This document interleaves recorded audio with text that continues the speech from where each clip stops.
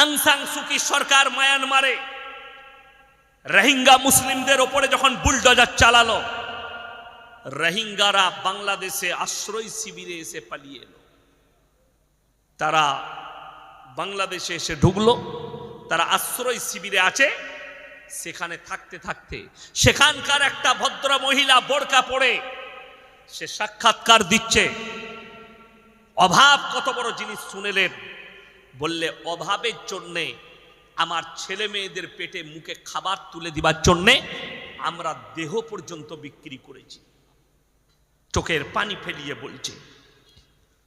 ফিলিস্তিন গাজায় গোলা বারুদ চলেছে, ৭৫,০০০ লোক মারা গেছে এক বৎসরে, তার মধ্যে ৩৫,০০০ খালি শিশু মারা গেছে। একজন মা সাক্ষাৎকার দিচ্ছে, তার চারিদিকে ৩টে বাচ্চা, 2টো মেয়ে, একটা বেটা বাচ্চা। সেই মেয়েটার গোটা পরিবার শেষ, ধন সম্পদ শেষ। রিপোর্টারওয়ালা জিজ্ঞেস করছে, আপনার কি কেউ নেই? আপনার কাছে খাবার নেই? সে কি উত্তর দিল জানেন? আজকে 7 দিন পানি খেয়ে আছি, আমার এই বাচ্চাগুলোর মুখে কোনো খাবার নেই, বাচ্চা কাঁদছে। যদি আল্লাহ মানুষের মাংস হালাল করত, আমি মা আমার শরীরের মাংসগুলো কেটে রান্না করে আমার বাচ্চাদিকে খাইয়ে দিতাম। অভাব এত বড় মারাত্মক জিনিস, চোখের পানি ফেলান। আল্লাহ আপনাকে অভাব দেয়নি, আল্লাহকে ভুলবেন না। গোটা পৃথিবীর যতগুলো দেশ আছে তারা মাটি কুড়ে সম্পদ খুঁজে বেড়াচ্ছে, আর ভারতের মানুষ মাটির তলায় মসজিদের নিচে মন্দির খুঁজে বেড়াচ্ছে। সেই দেশের উন্নতি হতে পারে না। আজকে বড় কষ্ট লাগে, দুঃখ লাগে। আজকে যে দেশে আমি দেখলাম বারাবাঙ্কি জেলা উত্তরপ্রদেশের 2টো মাদ্রাসার ছোট ছোট তালবিলিম রাস্তা দিয়ে, আমাদের তালবিলিমেরা আসরের পরে ঘুরতে যায় না, বাজারে ঘুরে, রাস্তায় ঘুরে, সেই বেচারারা একটা বাজারে ঘুরতে গেছে, ফাঁকা ময়দানে পেয়ে ওই মাদ্রাসার ছোট্ট 2টো তালবিলিমকে মাথায় থাপ্পড় মারছে আর বলছে জয় শ্রীরাম বল।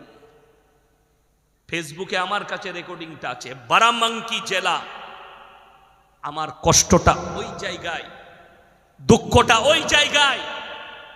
श्री राम जी तो महान आदमी थे, श्री राम जी महान थे, इतने छोटे हो गए कि लोग को पीट कर बोलना पड़ रहा है कि श्री राम जी का नाम लो। अरे श्री राम जी का नाम तो भक्ति से लिया जाता है। আমি চ্যালেঞ্জ দিলাম, हिंदुस्तान के जितने कुत्ता मीडिया वाले हो, एक दलील लेके आओ। किसी मुसलमान ने किसी एक हिंदू भाई को पकड़कर कहा कि नारा तकबीर अल्लाह अकबर बोलो? किसी ने नहीं। एक दलील दिखाओ, फिर मैं कभी स्टेज पर नहीं चढ़ूंगा इंशाअल्लाह। एक दलील लेके आओ। बड़ी दुख की बात है। अरे श्री राम जी को भी शर्म आती होगी। ये हमारे लोग कैसे हैं जो हमारे नाम लेकर लोगों को मर्डर कर रहा है, लोगों को पीट कर मर रहा है। बड़ी दुख की बात है भाई। ये धर्म है? नहीं। सुन लो कुरान की बात, मुसलमान भी सुन लो, और जिनके कानों पर मेरे आवाज पहुंच रहा है वो भी सुन लीजिए। कुरान के अंदर है, वला तसुब्बुल्लज़ीना यदऊना मिन दूनिल्लाह फयसुब्बुल्लाह अदवम बिगैरि इल्म। তোমরা তাদের ধর্মকে গালি দিও না যারা আল্লাহ ব্যতীত অপরের উপাসনা করছে, তাদের দেবদেবীকে গালি দিও না, অজ্ঞাত অবস্থায় তোমার আল্লাহকে গালি দেবে। কোরআন কি আন্দার হ্যায়, কোরআনের ভেতরে আছে, কেউ যদি একটা অন্যায় ভাবে একটা মানুষকে মারে, এখানে ধর্মের কথা আল্লাহ লেখেননি, ধর্মের কথা বলেননি। অন্যায় ভাবে কোনো মানুষকে হত্যা করে, সে গোটা মানব সমাজকে হত্যা করলো। কেউ যদি একটা মানবের উপকার করে, সে গোটা মানব সমাজের উপকার করলো। আমি একবার 6-7 বছর আগে, লকডাউনের আগে, আমি গুজরাটে সুরাটে জলসা করে শতাব্দী এক্সপ্রেসে ফিরছি। মুম্বাই থেকে আমার ফ্লাইট আছে, সকালে ফিরছি। তো মুম্বাই আমার ভাই থাকে, অ্যাম্বুটারি বড় কারখানা আছে, তার কাছে রেস্ট নিয়ে সন্ধ্যাবেলায় ফ্লাইট ধরব।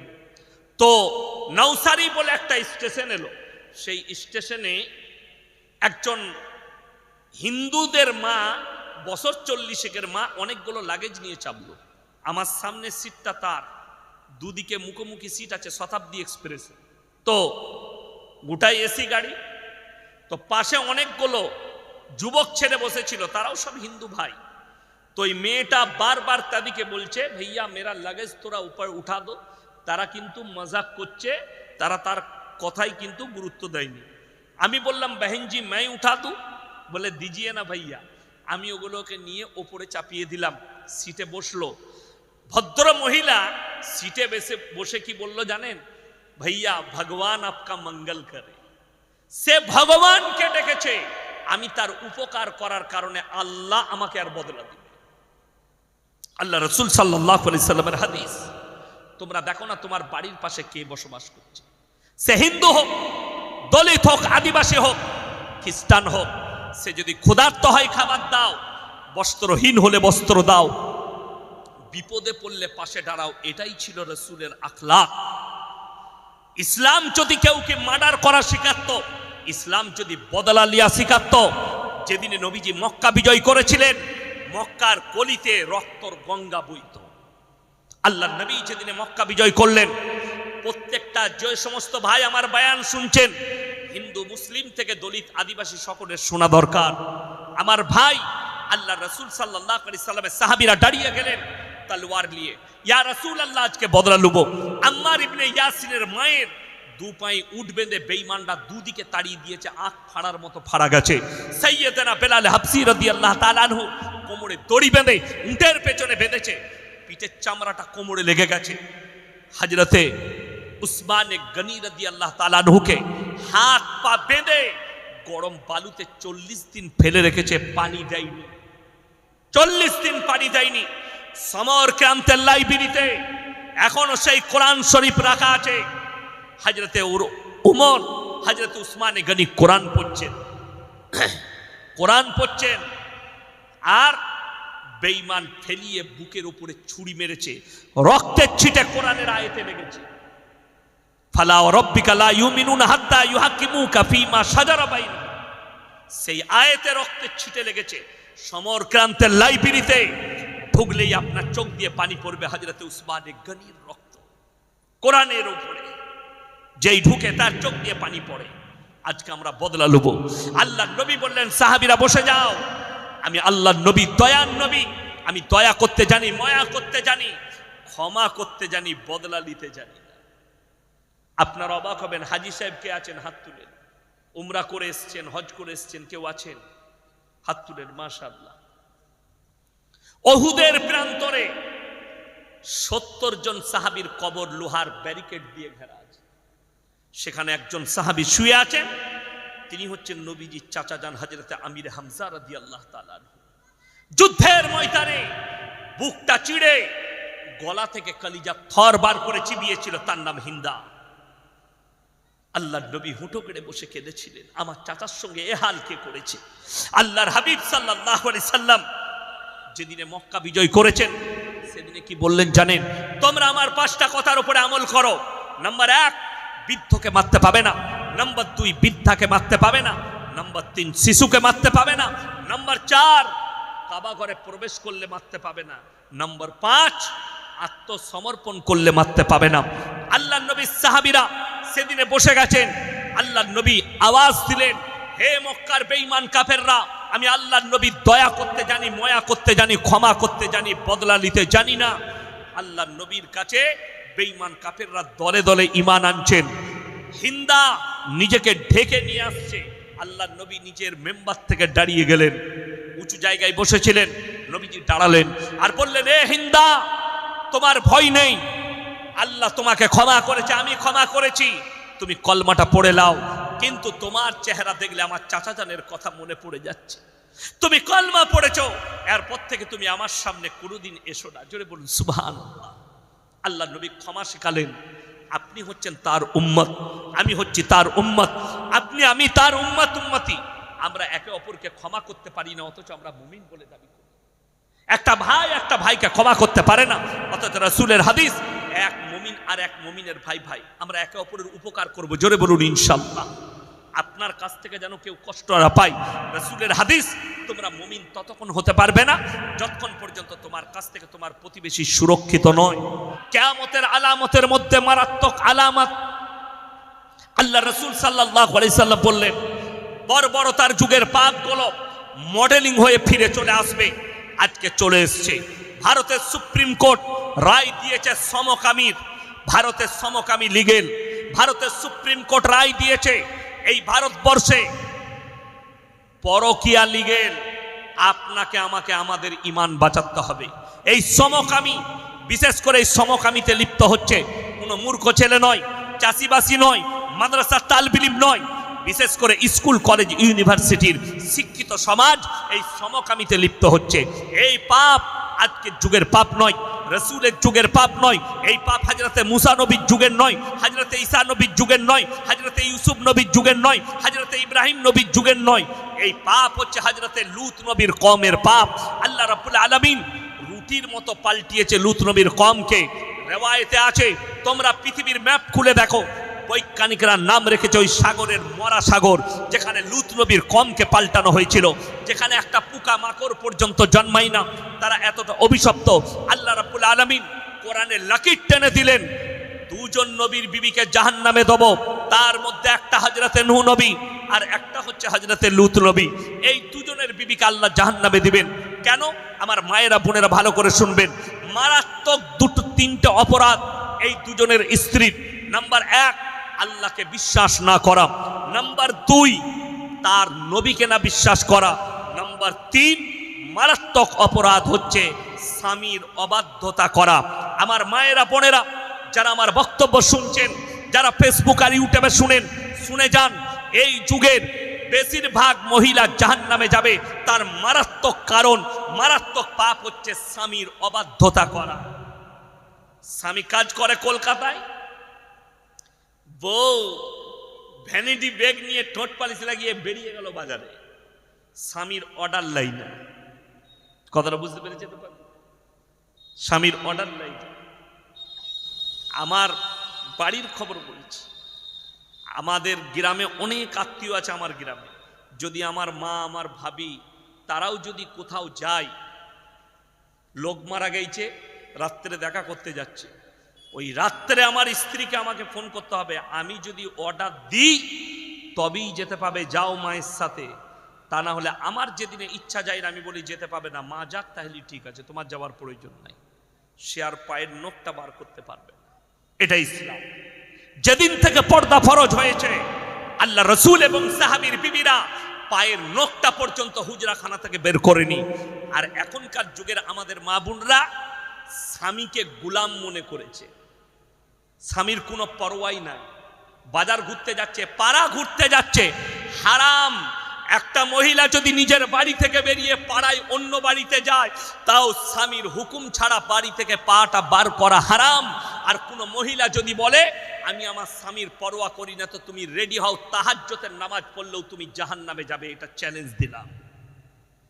মারাত্মক অপরাধ লূত নবীর বিবি, সে বলেছে আমরা সমকামিতে লিপ্ত, আমার বাপ দাদারা এই আমল করেছে, এখান থেকে কি করে সরব? আল্লাহ তাআলা কোরআনে লাকির টেনে দিলেন, লূত নবীর বিবি জাহান্নামে যাবে। কোরআনের আয়াত, দারাবাল্লাহু মাসালাল লিল্লাযীনা কাফারু ইমরাআতান নূহিন ওয়া ইমরাআতা লূত কানাতা তাহতা আবদাইনি মিন ইবাদিনা সালিহাইনি ফাকানাতাহুমা ফালাম ইউগনিয়ানহুমা মিনাল্লাহি শাইয়্যা ওয়া কিলা আদখুলান নারা মা'আদ দাখিলিন। আমার দুজন উলুল আজম নবী, হাবিব পয়গম্বর নূহ নবী আর লূত নবী, দুজনের বিবিকে জাহান্নামে দেব, তারা আটকাতে পারবে না। নবী হওয়ার পরেও তারা আটকাতে পারবে না। কিয়ামতের দিনে নবীরা চুপ করে দাঁড়িয়ে থাকবে, তাদের বিবিরা জাহান্নামে যাবে। কোরআনে আছে, আল্লাহ হযরতে আসিয়া ফিরাউনের বিবি জান্নাতি, ফিরাউন জাহান্নামী। স্বামীর জন্য একটা কথা বলারও সুযোগ পাবে না। কে? হযরতে আসিয়া। এই দুজন নবী নিজের স্ত্রীর জন্য এতটুকু কথা বলার সুযোগ পাবে না। আল্লাহ তাআলা ইব্রাহিম আলাইহিস সালাতু ওয়াস সালামকে বলেছিলেন তোমার আব্বাজানকে দাউদ দাও। ইব্রাহিম নবী দাউদ দিয়েছিলেন। ইসকাল আলী আবিহি ইয়া আবাতি লিমা তাবুদু মা লা ইয়াসমাউ ওয়া লা ইউবসিরু ওয়া লা ইউগনি আনকা শাইয়্যা। হে আমার আব্বাজান, আপনি কাদের উপাসনা করছেন? যারা হাত পা নাড়তে পারে না, কথা বলতে পারে না, নিজস্ব কোনো যোগ্যতা নেই, এগুলোকে ছুঁড়ে ফেলুন। এটা শয়তানের রাস্তা। আমার আল্লাহকে বিশ্বাস করুন। আমাকে নবী হিসাবে ইব্রাহিম আলাইহিস সালাতু ওয়াস সালামের আব্বা দাওয়াত কবুল করেননি। রিওয়ায়েতে আছে কিয়ামতের দিনে ইব্রাহিম নবী আল্লাহকে বলবেন, ওগো আল্লাহ, আমি আমার আব্বার জন্য একটু আবেদন করতে চাই।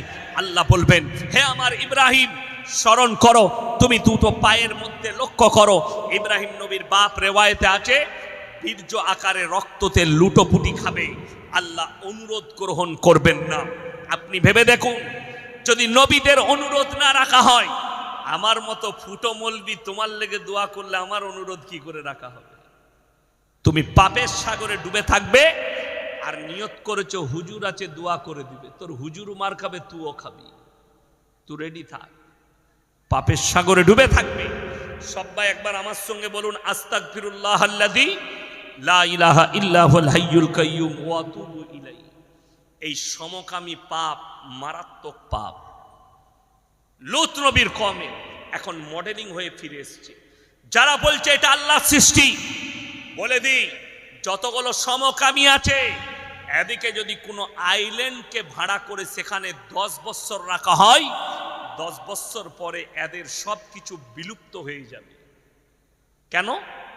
পুরুষে পুরুষে বিয়ে করলে ছেলে হবে, কথা বলে না? নারীতে নারীতে বিয়ে করলে ছেলে হবে। এইটাই হচ্ছে সমকামী। ভারত রায় দিয়েছে পরকীয়া লিগেল। পৃথিবীর যারা আলেম উলামা আছেন তারা জানেন, বর্তমানে পৃথিবীর যিনি সব থেকে বড় মুফতি, তিনি হচ্ছেন মুফতি তাকি উসমানী, পাকিস্তান। এবং তিনি যাত্রার ছেলে নয়, মুফতি শফি সাহেব রহমতুল্লাহ আলাইহির ছেলে, যিনি তাফসিরে মারিফুল কোরআন লিখেছেন। তিনার সন্তান এখন সব থেকে বড় পাকিস্তানের জাস্টিস।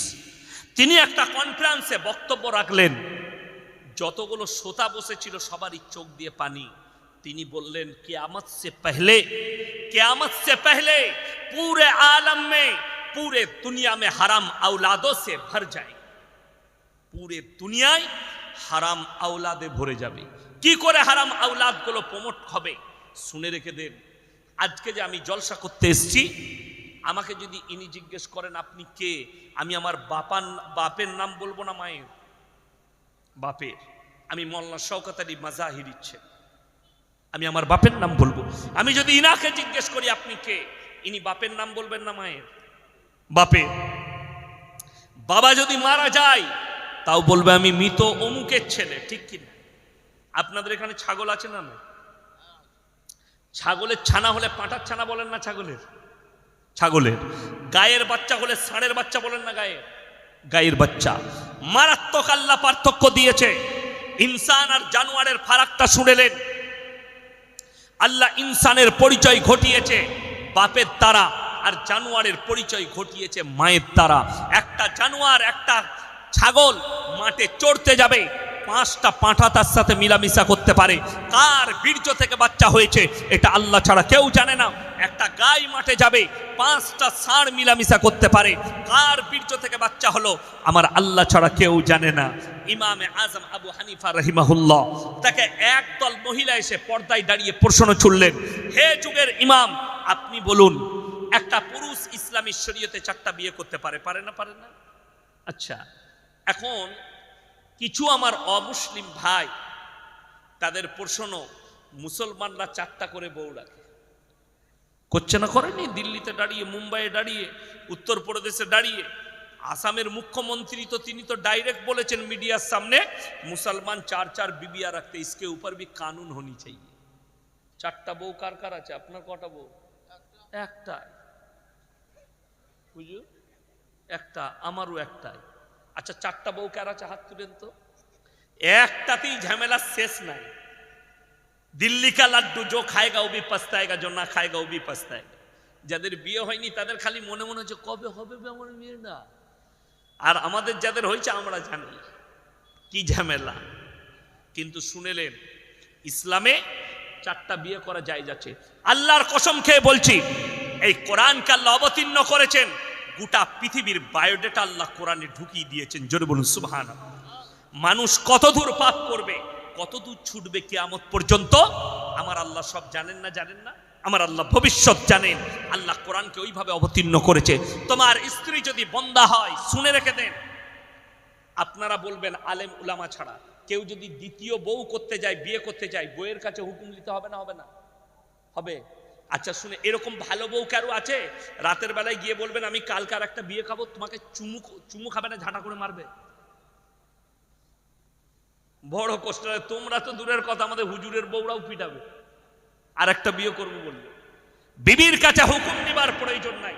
দ্বিতীয় বিবি গ্রহণ করার জন্য স্ত্রীর কাছে কোনো হুকুম নিবার প্রয়োজন নাই। এই 24 পরগনার মায়েরা মনে মনে করছে আচ্ছা আটকুড়ের বাটা মৌলবীকে দাওয়াত দিয়েছে আর হুজুরকে, আর অনেকজন মনে মনে করছে ভালো হুজুর এনেছি, কালকে সকালে দীপালিকে বিয়ে করবো, তুইও মার খাবি আমিও খাবো। অত সহজ নয়। বাধাটা স্ত্রীর কাছে নয়, শরীয়তে বাধা যেখানে আছে শুনে নাও।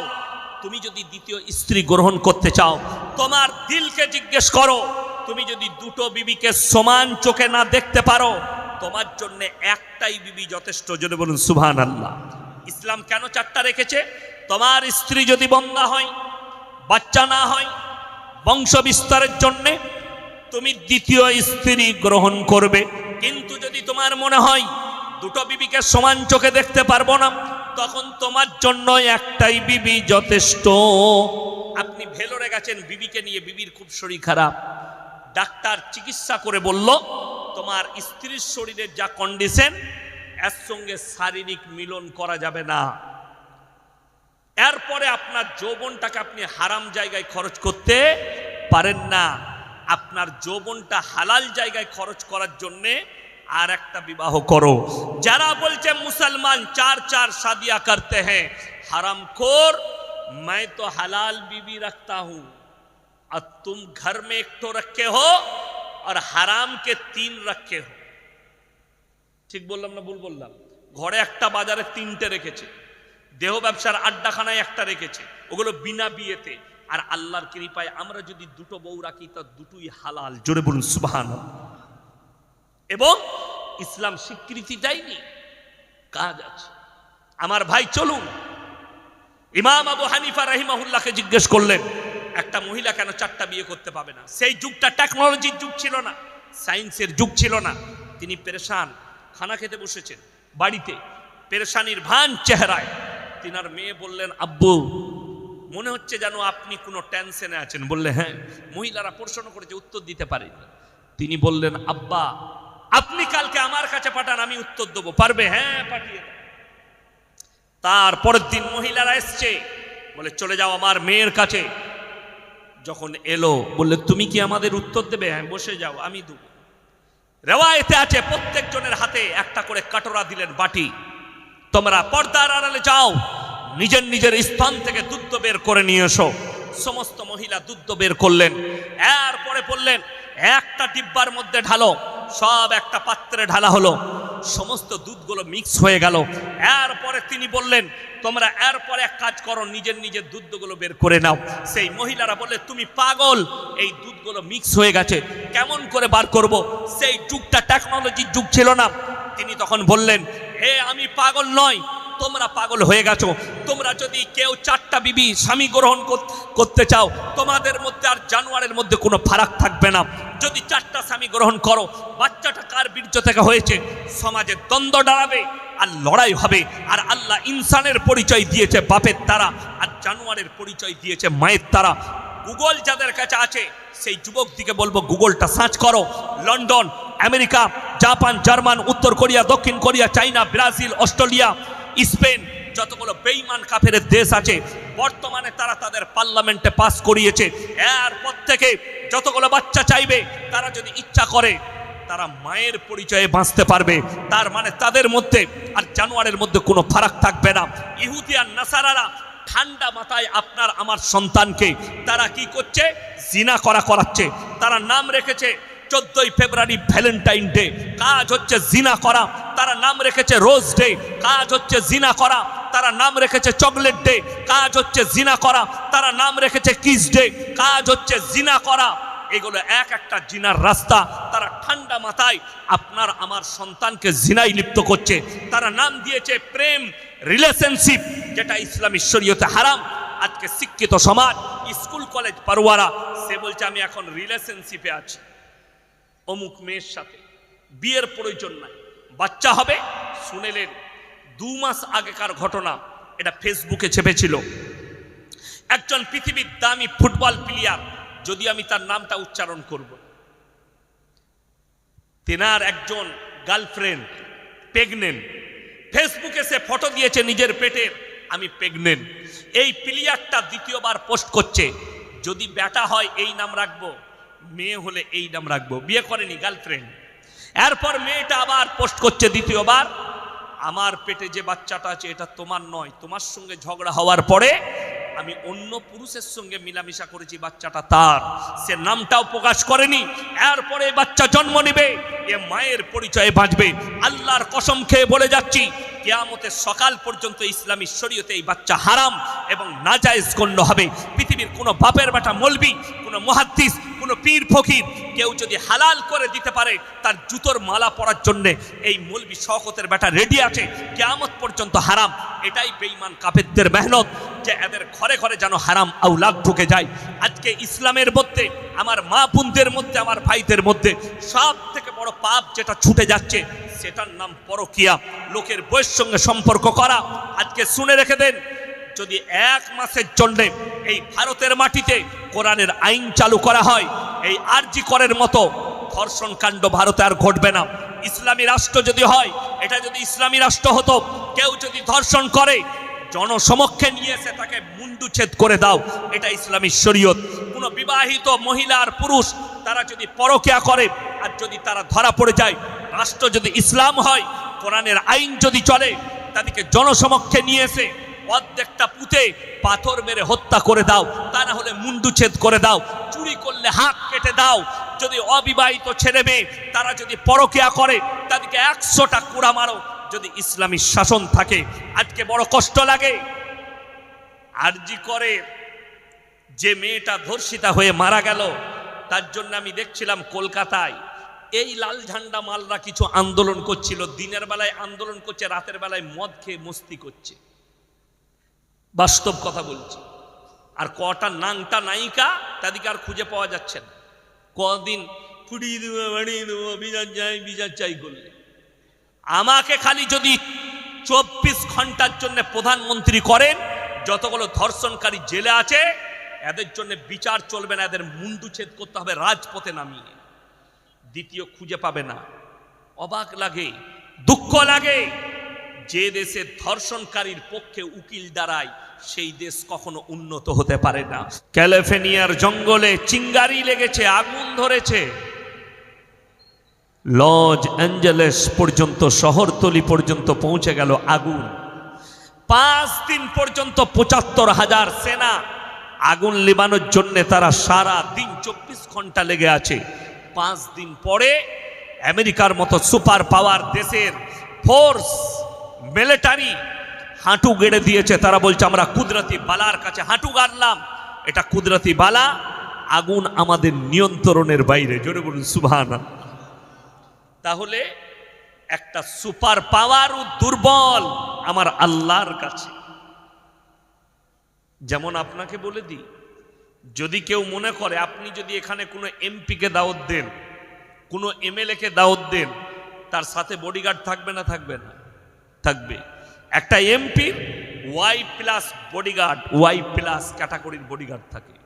দেশের যিনি প্রেসিডেন্ট, আমাদের দেশের যিনি প্রধানমন্ত্রীজি, তার কাছে বডিগার্ডের 3টে লেয়ার আছে। কটা লেয়ার বললাম? 3টে। নাম্বার 1 পার্সোনাল বডিগার্ড, যারা কেউ কি প্রধানমন্ত্রীজিকে টাচ করতে দেবে না। নাম্বার 2 ভারতের সবথেকে দামি বাহিনী, যাদের হাতে AK-47 আছে, সেকেন্ডের ভেতরে 47টা গুলি ছুড়বে আপনাকে, একটা সেনা। এরকম 20টা সেনা ঘেরে রেখেছে। তারপরে 3য় লেয়ার, এটা মারাত্মক লেয়ার, যাদের কাছে ভেদ করতে গেলে অন্যান্য দেশের সাধারণ 20টা সেনা লাগবে একটা সেনাকে কভার করতে গেলে। এরকম সেনারা তার পাশে আছে। আল্লাহর কসম করে বলছি, গোটা পৃথিবীর সব থেকে দামি সেনা যদি তোমার কাছে বডিগার্ড হিসাবে রেখে দাও, তারপরও কেমন দুর্বল জানেন? মৃত্যু যদি মালাকুল মউত আসে, আটকাতে পারবে? জোরে একবার বলুন সুবহানাল্লাহ। মানুষ দুর্বল। যতই বডিগার্ড থাক, লোহার ঘরের মধ্যে যদি প্রবেশ করো, আল্লাহর কসম, তোমার মৃত্যুর সময় এলে মালাকুল মউত তোমার জান কবজ করবে, তুমি এইখানেই দুর্বল। এখানে যতগুলো মানুষ বসে আছেন, আমি আপনি সে তিনি, একটা মানুষ বলতে পারবেন আমরা সবল। এক্ষুনি আপনার মৃত্যু আসতে পারে। যারা বসে আছে, আপনার কাছে হয় কারুর কাছে শারীরিক দুর্বলতা, কারুর কাছে সামাজিক দুর্বলতা, কারুর কাছে পারিবারিক দুর্বলতা, কারুর কাছে অর্থের দুর্বলতা। প্রত্যেকটা মানুষের কাছে যে কোনো দুর্বলতা আছে, আছে না নাই? আল্লাহ মানুষকে দুর্বল সৃষ্টি করেছে। নিজেকে কোনোদিন সবল ভাববেন না। সবসময় আল্লাহর কাছে আমরা নিজেকে দুর্বল ভাববো। জোরে বলুন ইনশাআল্লাহ। মাথা নত করুন। আমি কিন্তু এখনো বয়ান শুরু করি নাই, করেছি না। আমি আল্লাহকে চিনালাম, সবাই আল্লাহর কাছে মাথা নত করবো। জোরে বলুন ইনশাআল্লাহ। এরপর বলুন, কোরআন সত্য কিতাব না মিথ্যা? সত্য কিতাব। এটা আপনি বলেন আর না বলেন। পৃথিবীতে বড় বড় মুহাক্কিক, উলামায়ে দ্বীন, মুহাদ্দিসি, শেখ, মাশায়েখ সকলে দামি দামি কিতাব লিখেছেন। এশিয়া মহাদেশে সব থেকে বেশি যিনি কিতাব লিখেছেন একজন উলামায়ে দ্বীন, তিনি হচ্ছেন মোল্লা আলী মিয়া নদভী সাহেব রহমতুল্লাহ আলাইহি। 4000 কিতাব লিখেছেন। জোরে বলুন সুবহানাল্লাহ। নিজের জিন্দগিতে 4000। মোল্লা আলী মিয়া নদভী সাহেব রহমতুল্লাহ আলাইহি, যিনি নদওয়াতুল উলামা মাদ্রাসাটা তৈরি করেছিলেন, প্রতিষ্ঠাতা। আল্লাহ উনাকে জান্নাতি করুক, বলুন আমিন। উনার লেখা কিতাব মক্কা মদিনার ইউনিভার্সিটির সিলেবাসে আছে। এত বড় দামি আলেম ছিলেন। আরো বড় বড় মুহাক্কিক আলেমরা, কেউ 1000, কেউ 900, কেউ 500, কেউ 300, কেউ 200, কেউ 100 কিতাব লিখেছেন। পশ্চিমবাংলায় অনেক বিদ্বপ্ত আলেম আছে। আমার আব্বাজি অনেকগুলো কিতাব লিখেছেন। কিন্তু ইনারা শুধু লয়, আলেমরা নয়, বড় বড় মনীষী যিনারা কিতাব লিখেছেন, কেউ নিজের কিতাবের হেডিংয়ে লিখতে পারেনি আমার লেখার মধ্যে কোনো ভুল নেই। মাদ্রাসা থেকে একটা খালি কিতাব নিয়ে আসুন, যে কোনো মৌলবীর লেখা, তিনি খালি লিখেছেন ওপরে আমার লেখার মধ্যে ভুল নেই। আমি ইয়াসিন এখান থেকে ক্ষমা চেয়ে বাড়ি যাব, লেখার ক্ষমতা নাই। কিন্তু আল্লাহ রাব্বুল আলামিন কোরআনকে এমন এক মুকাদ্দাস কিতাব আল্লাহ পাঠালেন রাসূলের কাছে। আল্লাহ তাআলা এই কোরআনের সূরা বাকারায় বললেন, যালিকাল কিতাবু লা রাইবা ফি। আমার এই কোরআনে বিন্দুমাত্র সন্দেহের কোনো অবকাশ নাই। জোরে বলুন সুবহানাল্লাহ।